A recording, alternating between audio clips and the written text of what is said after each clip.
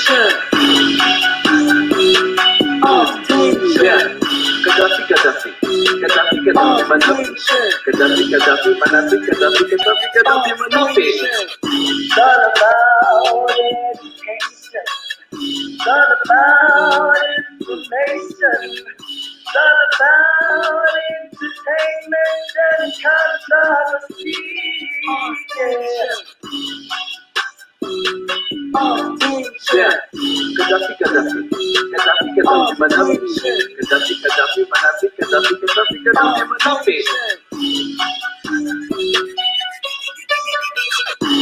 you wanna know, what you wanna hear, what you wanna avoid, let her do.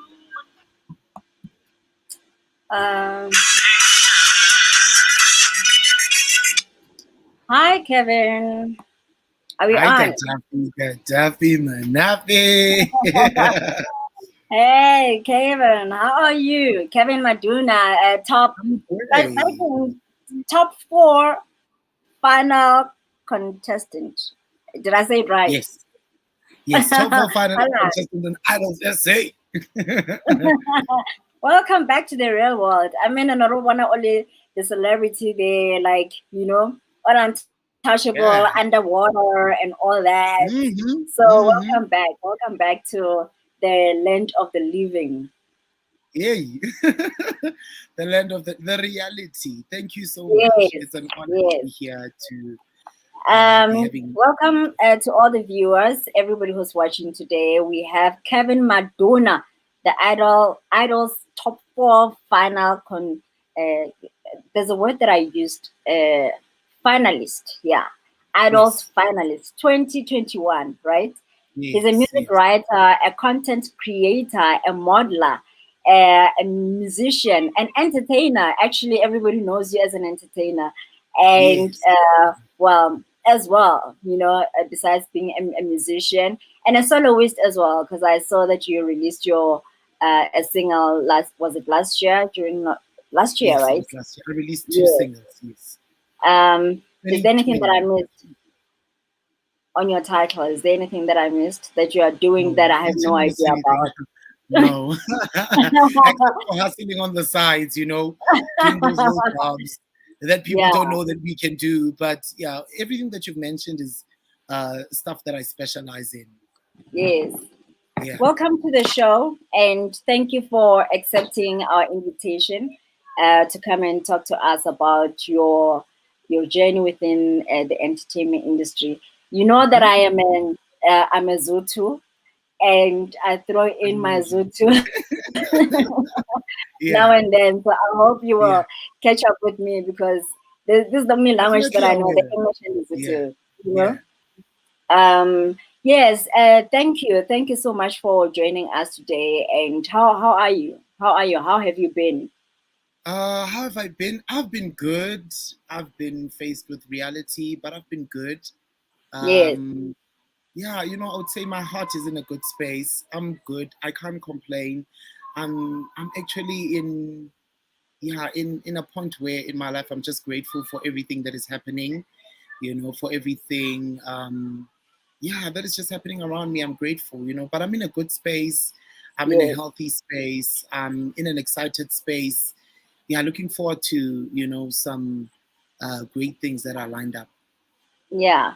And how is how has COVID impacted kanjani? Like, we know a lot of people went through a lot, and some people lost stuff, and businesses shut down, and we were not doing well. We're not coping, most of us. How was it for you as a musician or as an artist? How was it? Firstly, I mean, for me, I would love to say thank you to my family, because they made it much more lighter. Yeah. COVID was bad, but it was not that bad, because I was surrounded with family, I was surrounded with love, I was just protected from all of, the things that could be of harm to me, and I had family, that was just there, constantly, pushing me to say, don't give up, hold on. These things happen in life, and Yeah. this is where you are tested, to see if you're really faithful in what you're doing. This is where you're tested to see if you can think outside of the box, and make it better. So I would say for me, COVID was hard. It was harsh because I lost opportunities. I was supposed to travel abroad, and do this other contract in America that would have probably landed me in a better position financially, But then I had to lay off because there were travel restrictions. There were a lot of things that were happening, and which also in some form of way drove me to go back to Kevin the Soloist, go back and reevaluate my art, as a soloist, because I'd been in the ships, and in the ships you're always in a collective all the time, which is where you literally like put your solo Kevin out, you just get into the show, go out, So with COVID, despite it being bad, it was a time for me to reflect also, and sit back and think about, the Kevin, that is the soloist, the Kevin that people are exposed to on Idols, that most people never kind of knew, because some people met me throughout my journey of just being in the ships, and they assumed that I'm just a ship singer, But yeah. Wow. And a lot of people went through a depression, and we can see how depression is actually affecting a lot of artists, and even now, where things they seem like siyavuga, we kind of yes. but we are kind of getting out of where, somewhere, where everything was just dead. So, yes. but we still see things that are happening, and especially currently with artists committing suicide. And I'm not saying that it's only artists that are doing that, but I guess because of the platform and because they're celebrities, it's Yes. so out there now that and it looks like it's only them who are doing it. But I'm saying what I need to ask you is that being in this space, the entertainment industry.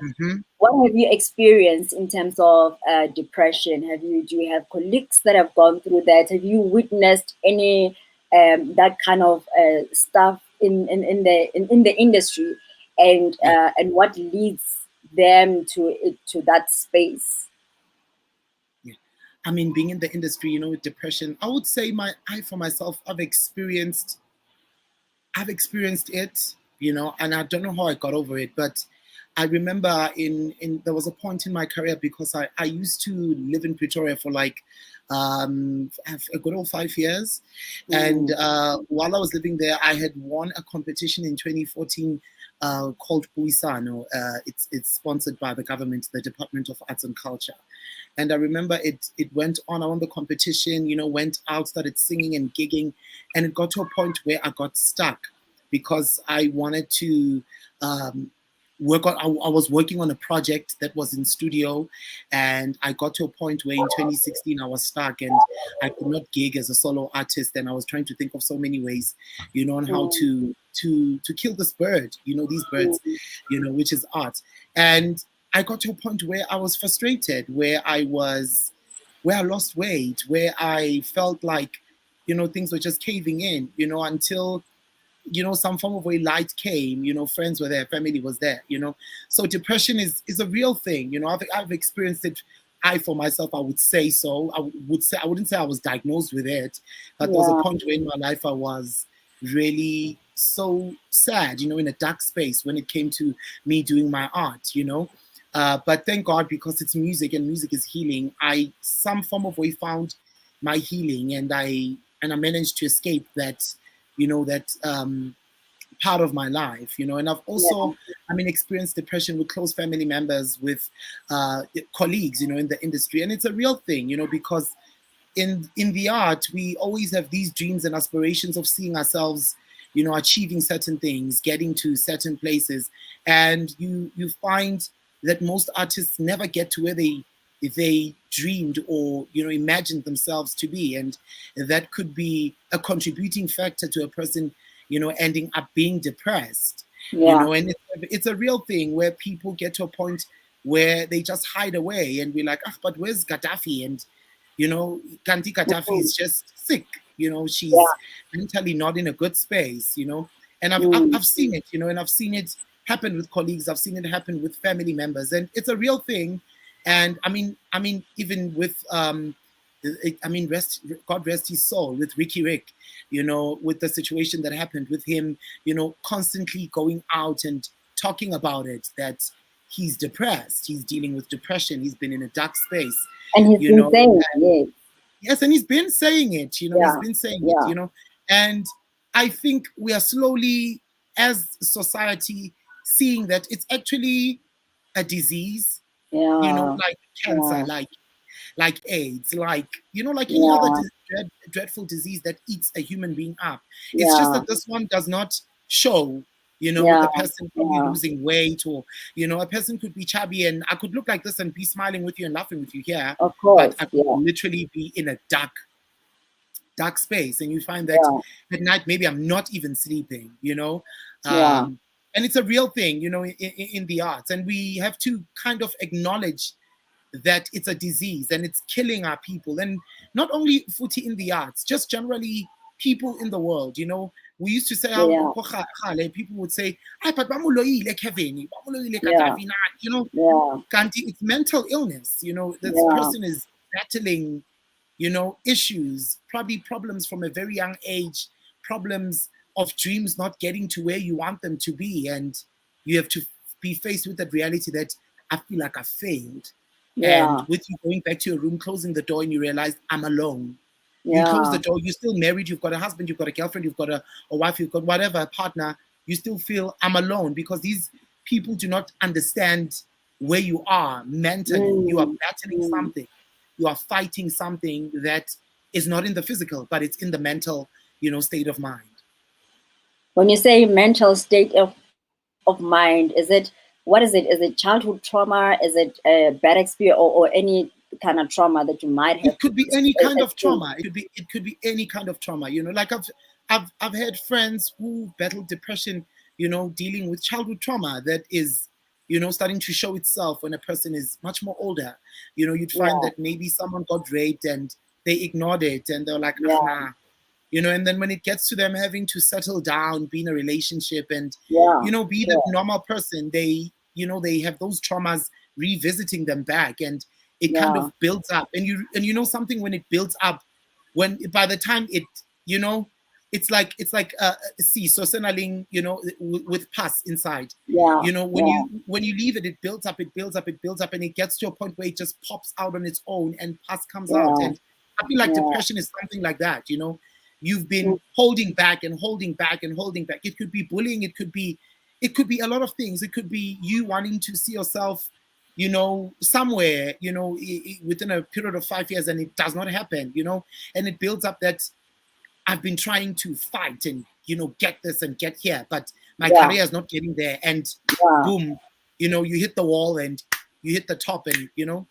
And for you to hit the top, is there a trigger? Is it, or does it always have to?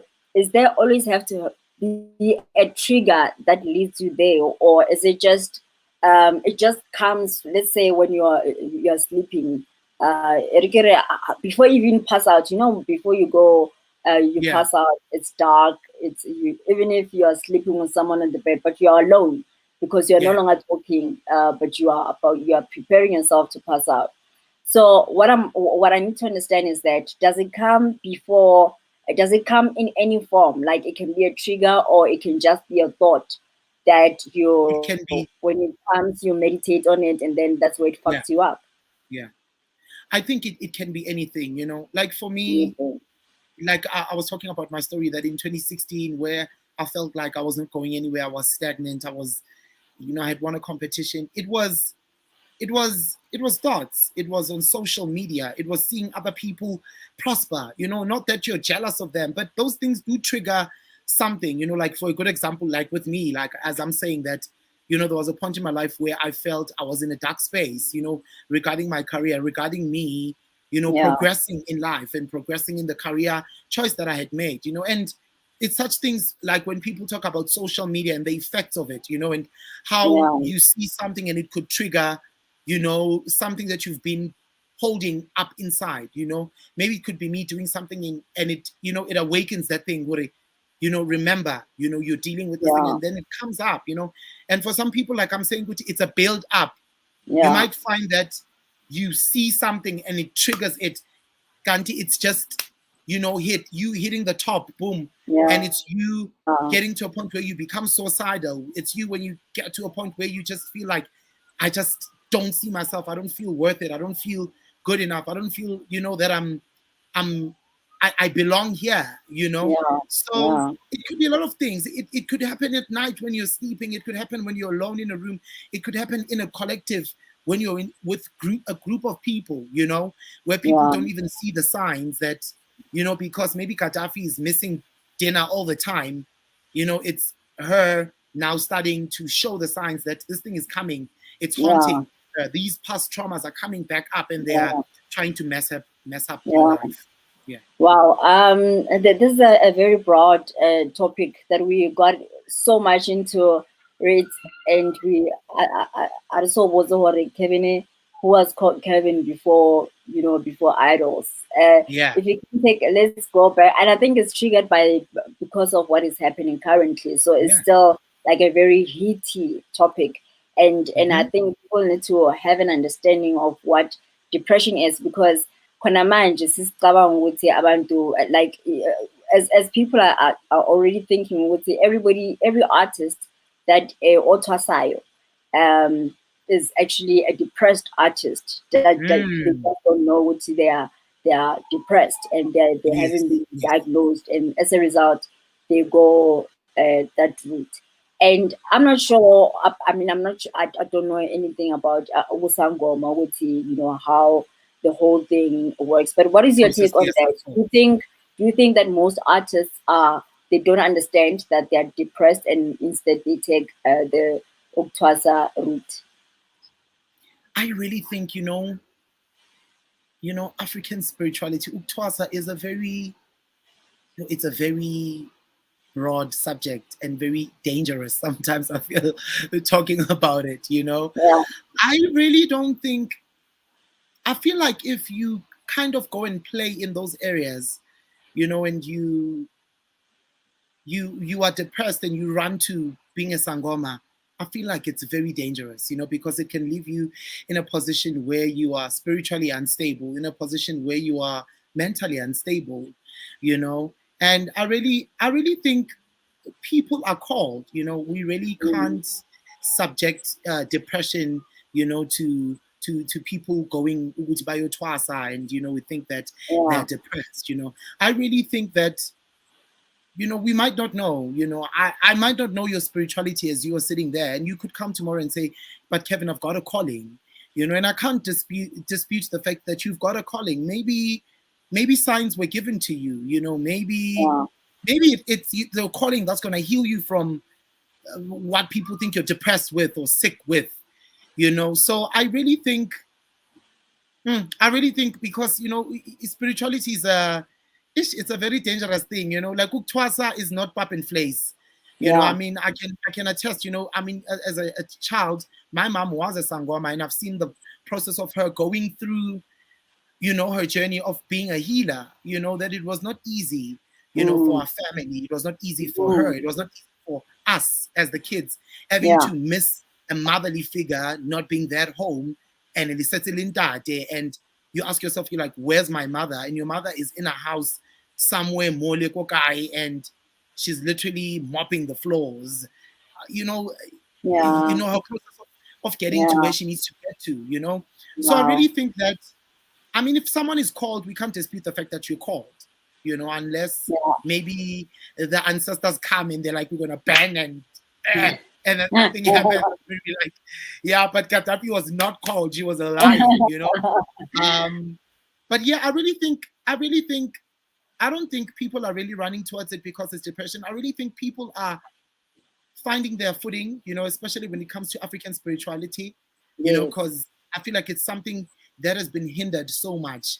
That we've been so Christian focused, we've been, like Gemozalwani, and that's just about it, and we've literally forgotten about ourselves and our roots as Africans. And I feel like most artists are literally probably finding their spiritual journeys, and it's through, you know, African spirituality, which is Yeah. some people end up figuring out that actually I've been having this and dealing with that, which I must, you know, go and respond to the calling, you know. And I mean, I've heard, I don't know, Gok Dineo or some Sangoma lady that is famous. She was saying that with some people, literally about Twasi, because they need to heal people, but they need to just appease their ancestors, you know. Yeah. Other people will just do it, just do it. Maybe you've been told that probably you're gonna die, and if you don't accept this calling, you know, you're gonna die. And Yeah. other people respond to the calling in a sense of that they go through the process and do whatever they need to do in order for them to be free from probably dying. And yeah, I think so. Yeah, Wow. This hectic, we will revisit this with people who know exactly yeah, what's going on in that space. Anyway, but I thank you for your input. Um, take us back. Who is yeah. Kevin? Who is Kevin? You know, your background, and more particularly with music. I mean, yes, you went to where'd you go? Ukhule kuphi? Ukhulele Yeah, kuphi? And then which school did you go to? And yeah. how did you decide also to yazing? I can sing, yes, but I'm gonna, you know, pursue Yes, this yes, career. yeah, Yeah. yeah. So take us So back to where you yeah, come from. I love saying that Kevin is a global artist. Yeah? Hmm. I grew up in Soweto. I was born actually in Soweto, Kopara, and I spent a bit of my childhood until 10 years. Soweto in Diepkloof. Grew up there, went to a primary school around there called Dumezweni Primary School. Hmm. I was a very reserved child. Wena, Loved talking. Yeah, very wena. reserved, shy. Loved talking. You know, loved making conversations, but a bit shy. And then from the age of 10, I moved from Soweto to I moved from Soweto to go live in the south in Lenasia, where I was brought up by my sister. This is when I left my parents and I was taken in Yeah. by my sister to go live with my sister. And I mean, I lived with my sister from the age of 10 until I got to grade 12. Lived in the south, went to a mixed race primary school. We had Indians, white people, coloreds, Yeah. everything. Wakaluphapha. Yes, you know, and then I started there, you know. We used to go to charismatic church. My sister introduced me to Christianity and, you know, like going to charismatic church and, you know, realizing and seeing that, oh, there's things that are called keyboards. And that's when, by the age of 11, I started realizing that I can actually sing. Which is when I joined the Sunday school worship team in the church that we were at. We had a Sunday school worship team, so we'd usually gather, rehearse, and sing, and we'd go every Sunday and perform, you know, in front of the church as the Sunday school worship team, you know, do some items. Were you leading all the time, or were you a backing vocalist I was then? leading. I was definitely in the leads. I was always leading. Of course. Yeah. Yeah, you know, always leading. And then, I mean, it gradually went on. We shifted from the south. I went to go live in near Clearwater Mall. I don't know what they call it, the Yeah. north. They said north. Yeah. Lived in the north, and in the north, we started going to a different church in Soweto. The name of the church was called Christ Witnesses Church. We started going to that church. It was in Soweto in Shawela. We did that church. That's when I started you know, stepping in more, but more exposed into gospel singing. Started doing duets at church, performing, and then from then went on to I went to a lot of churches also. So we left with my sister at church in Soweto. We moved. You were a church hoe. The church. So we moved from the church. We went to a church called African Evangelism Church. That's where I met singers like Abu Lebu Mualusi. She was on Joyous. I met the late Tabo Mpoa, late also. He used to sing for Keke. That is where I was exposed to people who were in the arts. Started singing in the team, and the people would come to me and say, you know, my goodness, you're so talented, you know, please do not, you know, hide this, you know, do not run away from this, do pursue it as a career, and then that's at the church at Africa Evangelical Church. I met those people, and then in 2010, I finished my grade 12. When I was in high school, also I was a very like singing and always getting smacked for it. So now you had your confidence. You got your group. Yes, my confidence now had grown. I realized that I can do this thing. And then I finished grade 12 in 2010. After finishing grade 12, my family was like, "What are you going to do?" My dad, I think, most probably had a mindset that probably I might go and want to learn the law and accounting and all of that.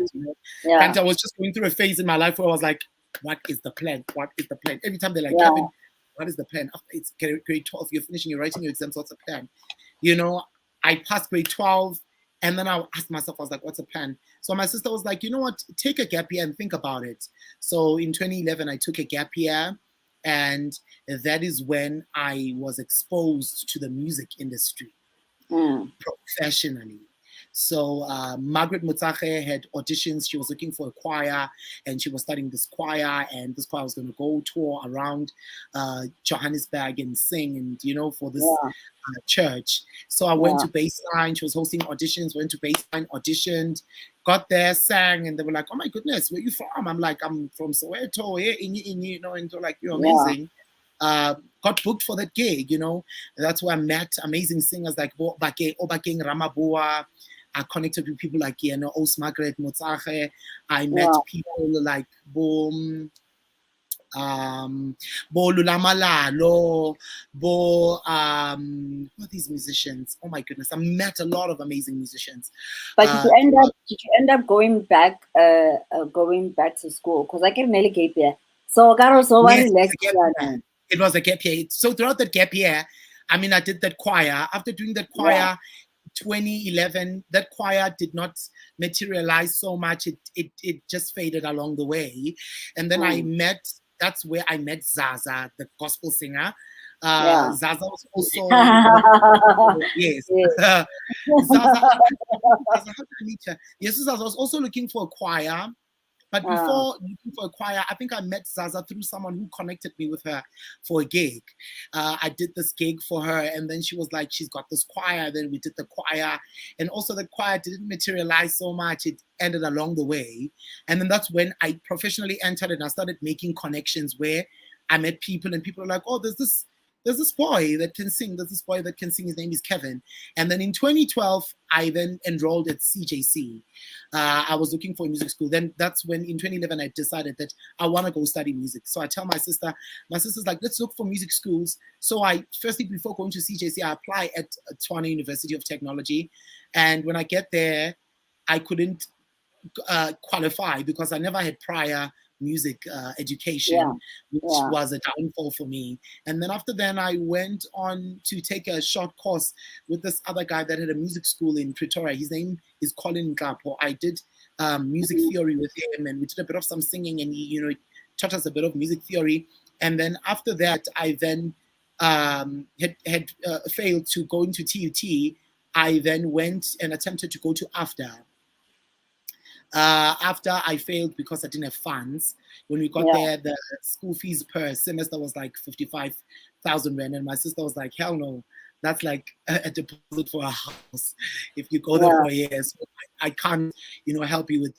Bearing in mind that that time my parents are old age and they really are not working and they can't, afford for me to go to this institution called AFDA. So which is then I bump into CJC. I realized.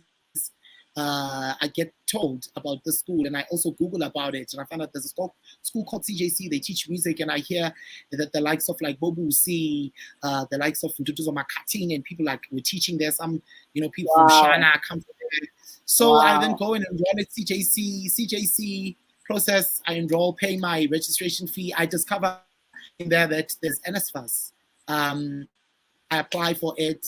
And then in my first semester, fees get paid for, and things went so well because I was passing so great that Yeah. the fees just replicated, and it paid for everything until I finished at CJC. But Yeah. unfortunately, I Is your couldn't go is any the further. network is your network still okay? Because like you are kind of blurry, so I don't know if you can see me properly this I side. can see I can properly. feel or it's because ukhuluma fast or manje network I Maybe can catch Nkuluma up. fast. Okay, like so Pretoria, how did you become the Pretoria guy? Because like I've never seen, for me personally, places that Yeah. I've never seen anywhere else but Pretoria, and maybe because we were at the same place at the same time.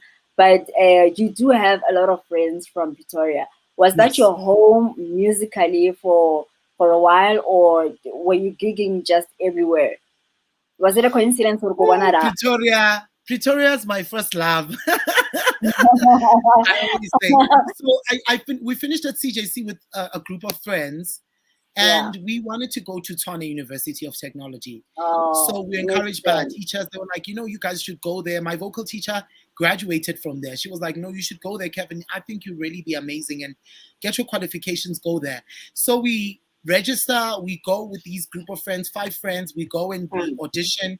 We all make it into the university. After making it into the university, luckily, while I was there at Tshwane, I was with a friend of mine, Tato. We get hired at a church to go facilitate the music of the church, which Yeah. worked very well, which could give me side money to be able to pay for accommodation and manage some of the stuff. So bearing in mind, when I went to Tshwane University of Technology, I never had any funding. I only had a deposit for paying to start learning there.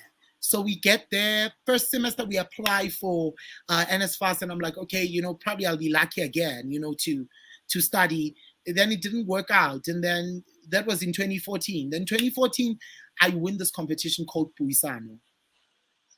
Now I'm living in Pretoria. It's been a year. I'm Yeah. this new boy that just came. People are like, who's this boy? Who's this boy? I rock up at this competition. I sing, I sing, I sing, I Yeah. jazz, I jazz. Yeah. People are like, Kimang Mshimani Ona, who's this boy? He Yeah. comes in, from Joburg, and he just comes in to come win things here. And that's when, I got exposed.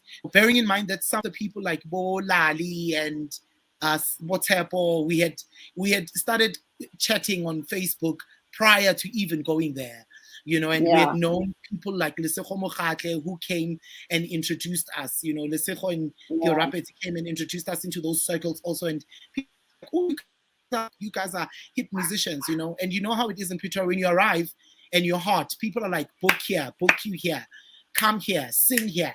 You go, in those days, we'd go and jam, go Europa, and Yeah. it would be like, who's this?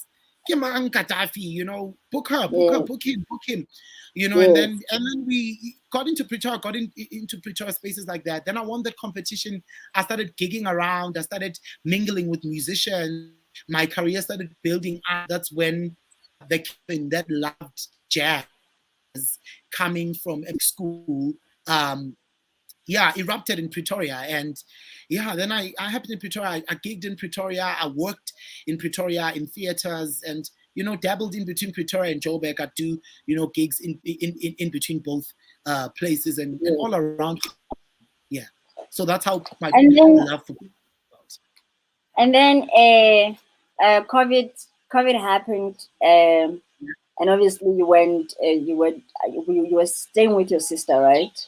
Yeah, I'm still living with my And sister. Yeah. oh yeah. So tell me about how you then decided to have to go solo, because I believe that that's when all that happened before you joined Idols. Yes. So going So solo, yes, how did the whole process, like, happen. Yeah. how did all that Throughout, come are about? you talking about the COVID, throughout COVID I'm, time? I'm talking about the single. How did you decide to now decide with mind singing I'm going solo? This is the time where everybody is dying.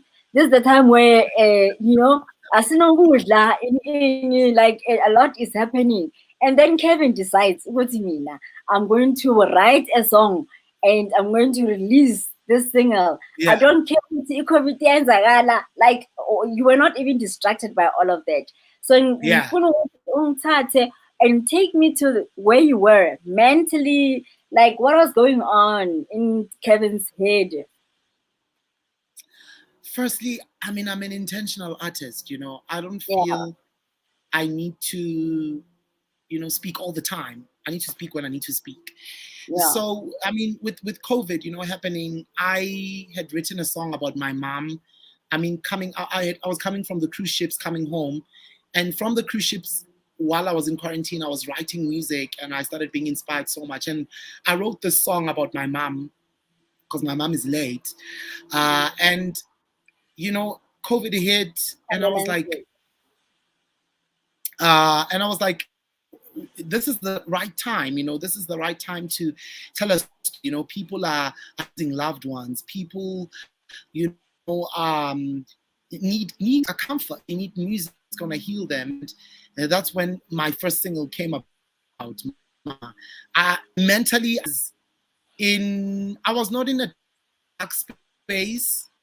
I was in a space of just being creative, you know, and saying that I'm at home. There's really nothing I can do. I can't go look for a job. I can't find a solution here. Yeah. Why not create music, which is something that I love? So And I how wrote did a song. I literally produced everything. wow. So yeah, I mean, you're a producer as well. I'll add that title. I didn't have it here. Ah, I had I like would say, yeah, I content produced, creator. Because I was about to ask you, I think producer. actually would Yeah, did I you would. produce your own music? So you have produced, your self-written. So who recorded and who and I think this is what's more important because people don't understand. I get a lot of questions where artists or upcoming or aspiring artists who say that I've got talent, I've got music, but I don't know how to go about registering my music and putting it out there, my music playing Yeah, on radio. So please tell us the process. Ukuthi wenzeni, wakhuluma nobani, kwenzakalani? Like who do you use for um uh uh yeah, like the whole process, man. Producer, yes, you produce your music, your self-written, but the recording, mastering, the whole entire process until yeah. it goes, it's a final product.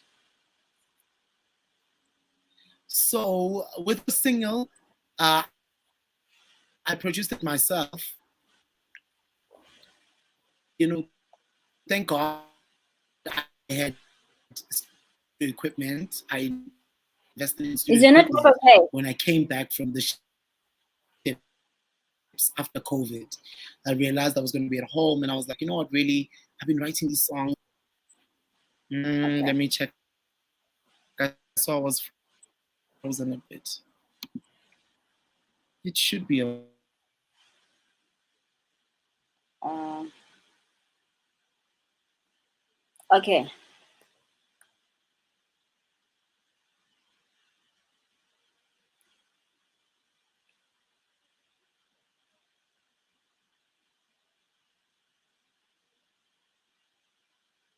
I hope he didn't pause, he didn't log out. Kevin, are you there? Oh, Jesse. Jesus.